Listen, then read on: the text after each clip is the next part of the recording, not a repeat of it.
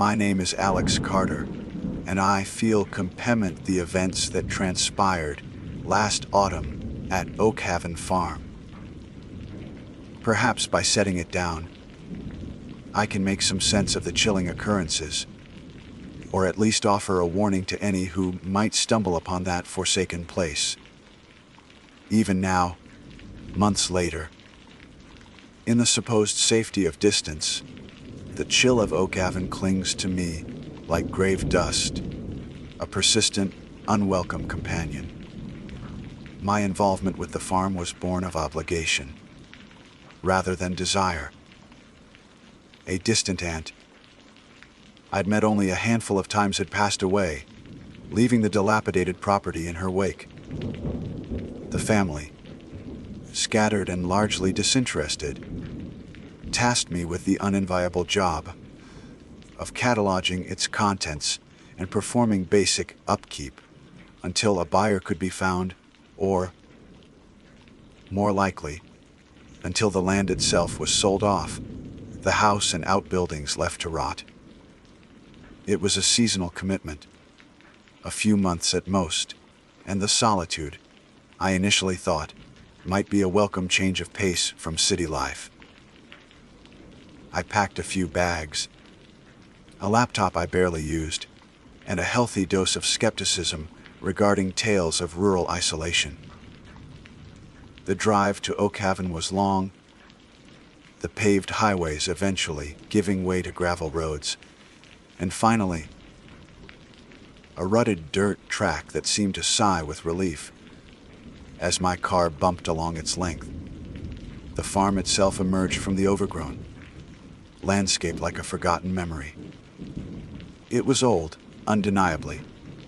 The main farmhouse, a two-story clapboard structure whose once white paint was now peeling in long, mournful strips, revealing the weathered gray wood beneath. A sprawling ancient oak, from which I presumed the farm derived its name, stood sentinel near the porch, its branches gnarled and claw-like against the bruised twilight sky. The outbuildings, a large barn, a few smaller sheds, and what looked like the remains of a collapsed chicken coop, were in various states of disrepair, their roofs sagging, their windows like vacant eyes. The air hung heavy, not just with the scent of damp earth, decaying leaves, and old wood, but with something else, a profound, almost listening silence that the chirping of unseen crickets only seemed to accentuate. The fields, stretching out on all sides, were a riot of overgrown weeds and tall grass, hinting at a wildness that had long since reclaimed any semblance of cultivation. It wasn't overtly menacing, not at first. There was a certain rustic, dilapidated charm to it, the kind that romanticizes neglect. But even as I wrestled my bags from the trunk and stepped onto the creaking porch, a faint, almost imperceptible shiver traced its way down my spine. Something about Oakhaven felt off. The first few days were a blur of mundane tasks. I set about exploring the farmhouse, a dusty labyrinth of forgotten furniture, draped in white sheets, yellowed lace curtains, and the lingering scent of time itself. My primary task was to create an inventory. I'd spend hours in the cavernous barn, its vast, shadowy interior filled with rusted tools, decaying harnesses, and the ghostly outlines of long, gone livestock. The silence in there was different, deeper, as if the very timbers had absorbed generations of unspoken secrets. I'd check the fence lines, mostly rotted and useless, and wander through the skeletal remains of an apple orchard, its trees barren and twisted. It was during these initial explorations that the first subtle disturbances began. whispers of wrongness so faint, I almost convinced myself they were products of an overactive imagination, fueled by the isolation. Sometimes, while working in the barn, I'd hear a soft thumping from the hayloft above. Though I knew I was the only soul on the property, I'd call out, my voice sounding unnaturally loud in the stillness. But only silence would answer. Floorboards in the empty, upstairs bedrooms of the farmhouse would creak, as if someone were pacing. Even when I was downstairs in the kitchen, I dismissed it as the old house settling, the wind playing tricks. Then there was the whistling, a faint, mournful tune that seemed to drift on the air, even when there was no discernible breeze. It was never clear, always just at the edge of hearing, like a half-forgotten melody. I'd stop what I was doing, strain my ears, but it would fade, leaving me wondering if I'd heard it at all. Visually, things were just as ambiguous. A flicker of movement in my peripheral vision as I walked the fields. A shadow, darting between the tall weeds. Gone when I turned to look. A curtain in an upstairs window, swaying gently. When all the windows were closed and there was no draft. Tools I was certain I'd left in one spot. In the barn would be a few feet away the next morning. Or oriented differently. I chided myself for being careless, forgetful. The local wildlife, sparse as it was, seemed to share my unease. Crows, in particular, would gather on the roof of the barn, their black forms stark against the gray sky.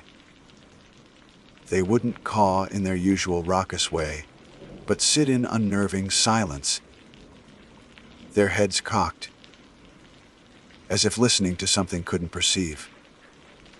Sometimes, a lone crow would land on the porch railing, fixing me with a glossy, intelligent eye, before taking flight with a single, guttural croak that felt more like a warning than a greeting.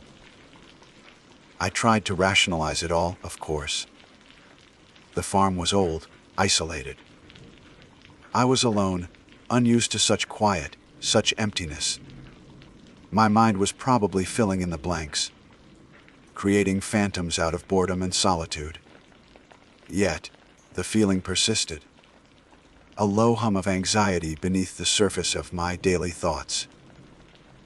The phrase kept echoing in my mind. Something felt wrong. The turning point, the moment the seed of unease truly began to sprout into something more akin to dread, came at the end of the first week. I had a pair of heavy leather work gloves, essential for handling the rusted equipment, and splintered wood. I distinctly remembered leaving them on the porch, swing after a long day, intending to retrieve them in the morning.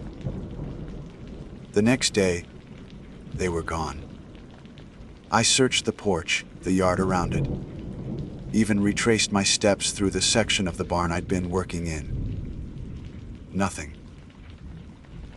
Later that afternoon, needing to access an upstairs bedroom to check for water damage mentioned in my aunt's sparse notes, I found the door, which I was sure had been unlocked, now firmly locked.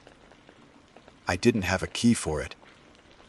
Annoyed, I jiggled the handle, then gave the door a frustrated shove. It creaked open with surprising ease, the lock apparently not engaged properly. The room was small, choked with dust, a single bed covered in a tattered quilt, its only occupant.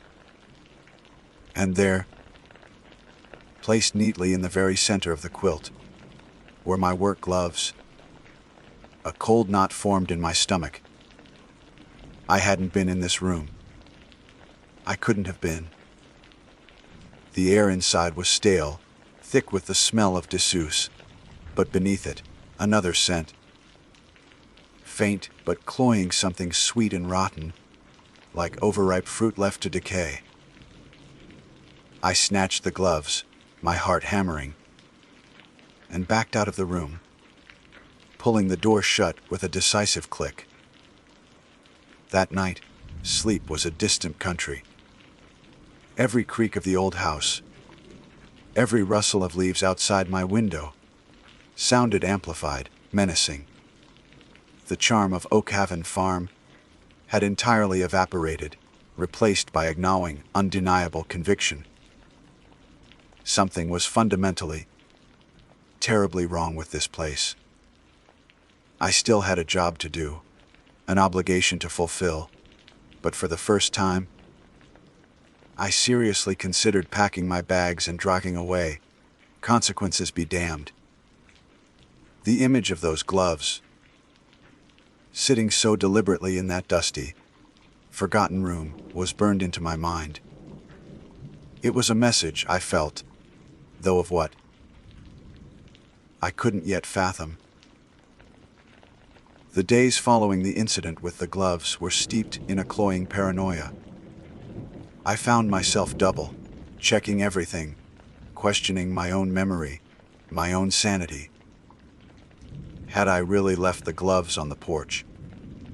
Could I have absent-mindedly wandered into that locked room? I replayed the events in my mind, seeking a rational explanation. But each mental reconstruction only solidified the unsettling truth: someone, or something, had moved them. My journal entries from that time, which I kept more out of a need to anchor my thoughts than any real discipline, became less about cataloging farm equipment and more about cataloging these small, inexplicable disturbances. Sleep became a battlefield. I'd jolt awake at the slightest sound, my heart pounding, convinced I'd heard a footstep in the hall, a whisper just outside my door. Fatigue became a constant companion, a heavy cloak that dulled my senses during the day, but sharpened my anxieties at night. The feeling of being watched was no longer a vague unease. It was a palpable pressure, as if unseen eyes followed my every move. It was strongest near the barn, its shadowed maw seeming to observe me with a silent, ancient malevolence. And whenever I glanced at the darkened windows of the farmhouse's upper floor, the phenomena, too, began to shed their subtlety, growing more overt, more difficult to dismiss. Doors within the farmhouse, ones I knew were closed, would be found ajar, or would creak open slowly as if pushed by an unseen hand, even when there was no draft. One evening, while I was making a meager supper in the kitchen, a chipped ceramic mug suddenly flew from a shelf and shattered on the floor, startling me so badly I nearly dropped my plate. I meticulously checked for vibrations, for any logical cause, but found none. Cold spots became more pronounced, particularly in the hallway leading to the upstairs bedrooms. A chill so biting it felt like stepping into a walk-in freezer. The auditory disturbances escalated as well. The faint whistling I'd occasionally heard became more distinct, closer, and sometimes it seemed to follow me as I moved about the property, a mournful, eerie melody that raised the hairs on my arms. Disembodied whispers became clearer, no longer just sibilant murmurs but distinct, albeit faint words. Once, while in the living room, I heard my name, Alex, breathed softly from the direction of the darkened staircase. I froze, every nerve ending alight, but when I called out, Only the oppressive silence of the old house answered. Footsteps, too, became a regular occurrence, heavy, deliberate treads on the floorboards above, when I was downstairs, or softer, quicker steps in the empty hallways. The visual apparitions remained fleeting, but more defined. One afternoon, looking out towards the overgrown cornfield that bordered the west side of the property, I saw it, a dark shape, vaguely human, standing at the very edge of the stalks, motionless. I blinked, and it was gone, leaving me to wonder if the play of light and shadow had deceived me. Another time, I caught a brief reflection in the dusty glass of a grandfather clock in the hall, a pale face, indistinct, looking out from one of the upstairs windows. When I spun around to look up, the window was empty, dark. The farm's peculiar smells also intensified. The faint, sweet, rotten scent I'd noticed in the locked bedroom now permeated other parts of the house at random intervals, sometimes accompanied by a damp, earthy odor like freshly turned soil, even when I was nowhere near any disturbed ground. Driven by a mixture of fear and a desperate need for answers, I began my own tentative investigations. The barn, with its persistent knocking sounds, drew my particular attention. One afternoon, summoning my courage, I traced the sound to a section of the wooden floor in a disused stall. The knocking was irregular, sometimes a series of soft taps, other times a more forceful thudding. After several tense minutes of listening, I noticed one of the floorboards seemed slightly looser than the others. Using a rusted pry bar I'd found, I carefully worked it free. Beneath it, nestled in the dry, packed earth, was a small, rotted wooden box. My breath caught in my throat. With trembling hands, I lifted it out. It was surprisingly light. Inside, resting on a bed of what looked like faded, dried grass, was a child's handmade doll. It was crudely stitched from rough, sacking material, with mismatched buttons for eyes and strands of faded, brittle yarn for hair. It wasn't inherently frightening, yet an inexplicable wave of sadness and revulsion washed over me. As I held it, the doll felt unnaturally cold to the touch, a deep, penetrating cold that had nothing to do with the ambient temperature of the barn. I quickly replaced the floorboard, took the box and its unsettling occupant back to the farmhouse, and placed it on the mantelpiece in the living room, unsure what else to do. The discovery solved nothing. It only deepened the oppressive mystery, the sense of a sorrowful, unseen history clinging to Oakhaven. By now, the "something is terribly wrong" feeling was no longer a suspicion or a growing unease. It was a cold, hard conviction, a constant thrum of dread in my veins. My nights were plagued by vivid, disturbing nightmares. Children with pale faces and button eyes playing silent, sinister games in the overgrown fields, their laughter echoing strangely before turning into mournful wails. I'd wake up in a cold sweat, the images lingering, the sounds seeming to echo in the quiet darkness of my room. The end of the second week brought a scare that shattered any remaining vestiges of my skepticism. I was in the barn, trying to organize a pile of old harnesses, the late afternoon sun slanting through the dusty windows. Suddenly, with a deafening crash, the massive double doors, at the main entrance slammed shut, the heavy wooden bar on the outside thudding into place as if dropped by a powerful hand. I yelled, rushing to the doors, but they were solid, unyielding. Panic seized me. I was trapped. Then the whistling started loud, clear, and chillingly close, seeming to circle the exterior of the barn. My heart hammered against my ribs. I spun around, searching for another way out, my eyes falling on the hayloft. And there, perched on a bale of ancient, decaying hay, was the child's doll. Its button eyes seemed to stare directly at me. I knew, with a certainty that defied logic, that I had left it on the mantelpiece in the farmhouse. A wave of pure terror washed over me. I scrabbled at a smaller, boarded, upside door, adrenaline lending strength to my frantic efforts. Wood splintered, nails shrieked as I tore at the planks. Finally, one gave way, then another, until I could squeeze through the narrow opening. I didn't look back.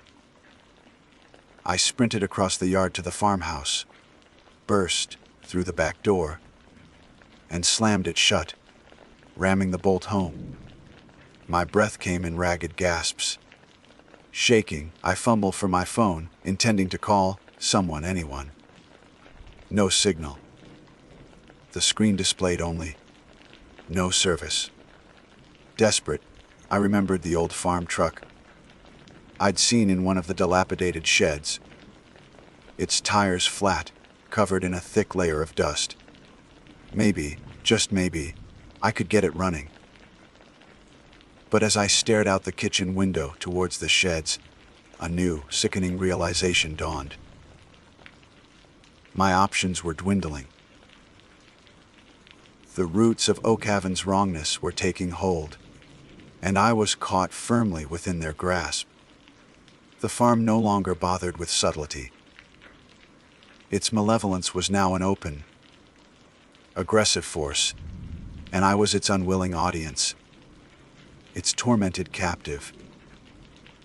The physical manifestations became terrifyingly direct. One morning, as I descended the main staircase, an unseen force shoved me hard from behind, sending me stumbling, catching myself just shy of a disastrous fall. My heart leaped into my throat. I spun around, but the landing above was empty, cloaked in its usual dusty gloom. Later that day, while I was trying to force down some canned soup in the kitchen, a row of tin plates, stacked on a high shelf, suddenly clattered down, one after another, as if swiped by an angry hand. They landed inches from my feet, spinning on the grimy linoleum. The apparitions, too, grew bolder. The fleeting glimpses resolved into something more sustained, more chillingly real. Several times, I saw her, a gaunt, pale woman in a faded, old-fashioned farm dress, her dark hair pulled back severely from a sorrowful face. She would appear at the end of a long hallway, or standing silently in a doorway, her eyes, dark pools of indescribable sadness, fixed on me. The moment I tried to speak or take a step towards her, she would simply vanish, melting into the shadows as if she were made of smoke and despair. She never seemed threatening, only profoundly, tragically lost. The very environment of Oakhaven seemed to conspire against me, becoming an extension of the haunting. The overgrown cornfield bordering the property, which I now avoided at all costs, took on a menacing quality.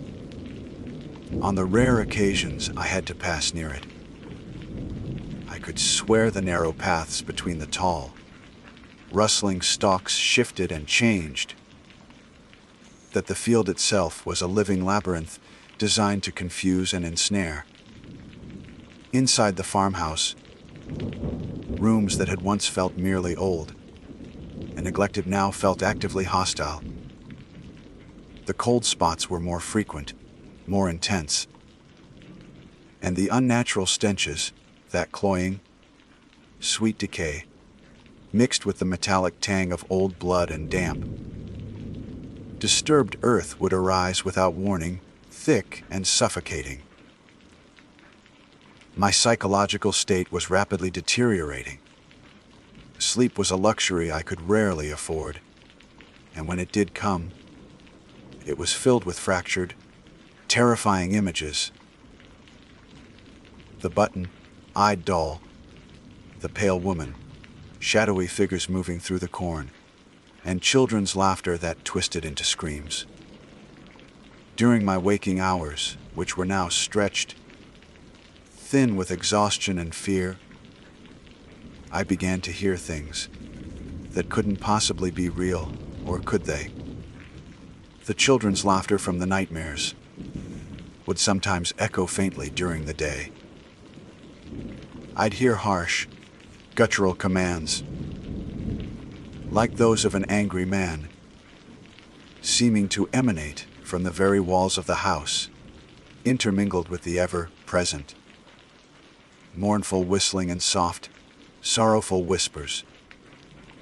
My narrative, if I were to write it then, would have been a desperate, fragmented scrawl, driven by a terror that had now eclipsed any sense of duty or obligation. I knew I had to understand what I was facing. The locked master bedroom, the one I had instinctively avoided, seemed to call to me. It felt like the heart of the house, the source of its deepest shadows. One afternoon, steeling myself, I forced the rusty lock. The room was large, dominated by a massive 4-poster bed and an old, imposing roll-top desk. The air was thick with the scent of dust and something else, a faint, lingering perfume, like dried flowers. It was in the desk, hidden within a secret compartment I stumbled upon by accident, that I found it a heavy, leather-bound ledger. Its pages were brittle, the ink faded, but the handwriting was clear, if increasingly erratic towards the end. It was a farm journal, dating back over a century, belonging to a family named Blackwood. As I read, a horrifying story unfolded. Silas Blackwood, the patriarch, was a man of stern, unyielding cruelty. His entries detailed crop rotations and livestock sales, but intertwined were chillingly casual mentions of disciplining his children, of his wife Ilara's growing despair and melancholy humors. Then the entries took a darker turn. Silas wrote of the watchers in the fields, of the old whispers from the corn, things his wife claimed to see and hear, things he initially dismissed as female fancy. He mentioned the whistling, a sound that seemed to draw the children towards the fields. The final entries were frantic, almost illegible. He wrote of his children, Thomas and Lily, being taken by the corn, of Ilara wandering into the fields one night, wailing their names and never returning. His last coherent sentence was, "The land is hungry. It always demands its due." A cold dread enveloped me. This wasn't just a haunted house. It was a place of cyclical tragedy, a blighted land that consumed those who lived on it. The pale woman, Ilara Blackwood. The doll, likely belonging to Lily or Thomas. The entities here were not just random spirits. They were the tormented remnants of the Blackwood family, perhaps intertwined with something older, more elemental, tied to the very soil of Oak Haven. Any thought of rational escape was now a distant memory. My phone remained useless. The old truck, I discovered, had its battery cables deliberately severed. When I tried to flee on foot, heading for the main road, I knew, was miles away, the landscape itself seemed to turn against me. Paths I thought I recognized led me in circles. The cornfield, which I had to skirt, felt like a living entity. Its rustling stalks whispering my name, its shadows deepening and shifting. After hours of fruitless, terrifying wandering, I found myself, impossibly, back at the farmhouse, exhausted, dehydrated, and utterly defeated. The entities, or whatever they were, seemed to know I had uncovered their secrets. As I sat at the kitchen table, the Blackwood ledger opened before me. A sudden gust of wind, though the windows were closed, swept through the room. The ledger was snatched from my trembling hands by an invisible force and hurled into the cold, dark maw of the fireplace. In an instant, it erupted in unnatural, blue-green flames, consuming the brittle pages in seconds. I scrambled back, a cry choked in my throat. And then, she was there, Elara Blackwood, standing in the doorway, clearer than I had ever seen her. Her sorrowful eyes met mine. She raised a translucent hand and pointed, not at me, but towards the cornfield. Her lips moved, and a whisper, like the rustling of dry leaves, filled the rooms. They're always hungry. That evening, as dusk blotted across the sky, painting the world in shades of purple and blood orange, the sounds began. Not the usual creaks or whispers, but the distinct, heartbreaking sound of children crying, emanating from the direction of the cornfield. It was a lure, I knew it. Every instinct screamed at me to barricade myself in the house to hide. But the sound was so desolate, so filled with pain. It bypassed my fear and tugged at something deeper, something dangerously close to pity. Against my better judgment, I found myself walking towards the field, drawn by that sorrowful chorus. The air grew colder as I approached, the rustling of the corn stalks sounding like 1,000 hushed voices. I pushed my way through the dense rows, the leaves scratching at my face and hands. In the heart of the field, I found a small, unnatural clearing, and in its center stood a crude scarecrow-like effigy, perhaps 7 feet tall, fashioned from old, rotted clothes, bound together with twine and stuffed with dried corn husks. Its head was a burlap sack, and stitched onto it, glinting malevolently in the fading light, were 2 familiar mismatched buttons. The eyes of the doll I had found. The ground around the base of the effigy was disturbed, marked by several shallow, oblong depressions, like hastily dug graves. And as I stared, transfixed by horror, figures began to emerge from the surrounding corn. Pale, ethereal forms. 2 children, a boy and a girl, their clothes tattered, their faces smudged with dirt, their eyes hollow. Empty sockets that seemed to drink the light. Thomas and Lily Blackwood. They glided towards me, their small, cold hands outstretched, the sound of their weeping growing louder, closer. My blood ran cold. The harvest was beginning. The spectral forms of Thomas and Lily Blackwood closed in, their touch like shards of ice against my skin. The air thrummed with their sorrowful whispers, a chorus of childish grief that clawed at my sanity.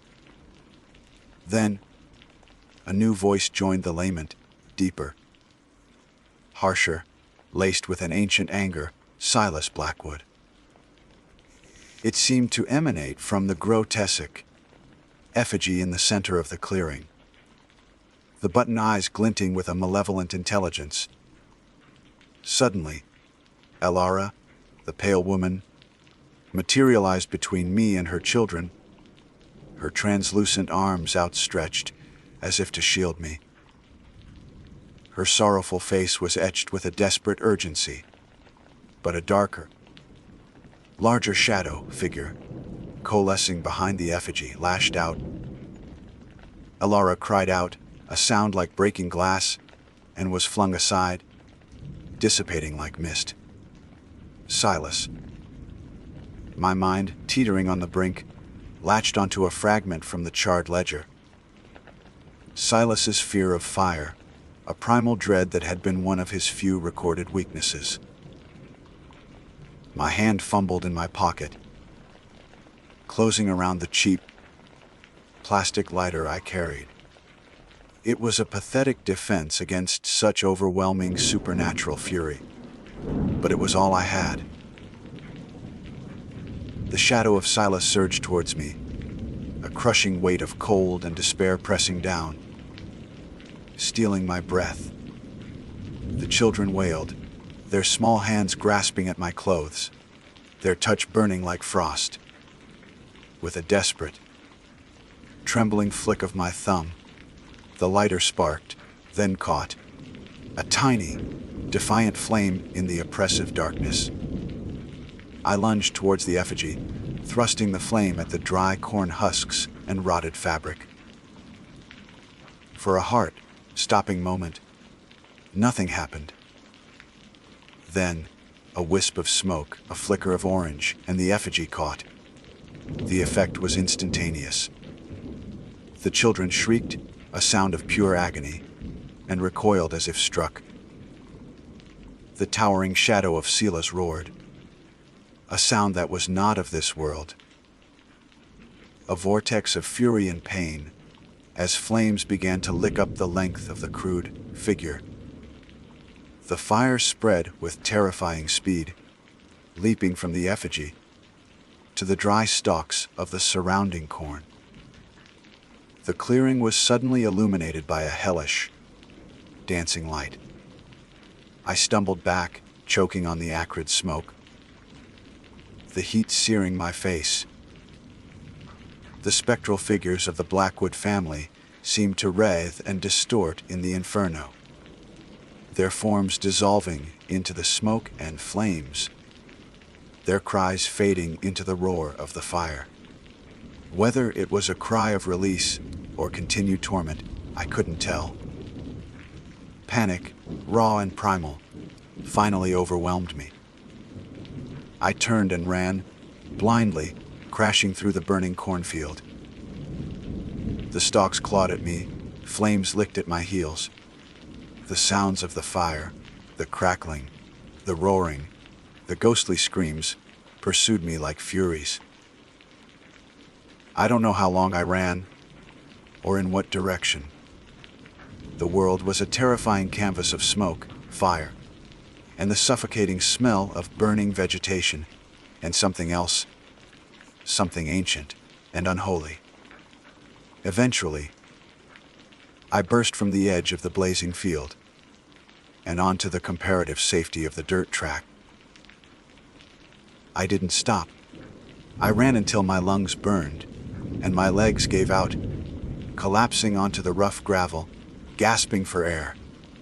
Hours later, as the first gray light of dawn painted the sky, a passing motorist found me, smoke, stained, incoherent, my clothes torn, clutching the charred, partially melted remnants of a button-eyed doll. I have no memory of picking it up. They say Oakhaven Farm is just an overgrown lot now, a scar on the landscape where the fire raged. They say the inferno consumed it all, leaving nothing but blackened earth and twisted, skeletal trees. The authorities found no trace of any human remains beyond what might have been expected from an old, forgotten family plot disturbed by the blaze. My story was dismissed as the ravings of a man suffering from smoke inhalation and acute stress. I am telling this from a room. It is clean, sparsely furnished. The windows are barred, they say, for my own protection. They try to assure me that Oakhaven is gone, that the Blackwoods are at peace, that the nightmares will fade. But I know better. Sometimes, when the wind is just right even here, miles away, I can still smell the sweet, cloying scent of the corn and the damp, disturbed earth. And sometimes, very faintly, when the night is at its deepest and the silence of this place presses in, I hear the whistling. Oakhaven is still out there in some form, and it's still hungry. Something is terribly, terribly wrong with that place. And I fear, with a certainty that chills me to the bone, that a part of me never truly left.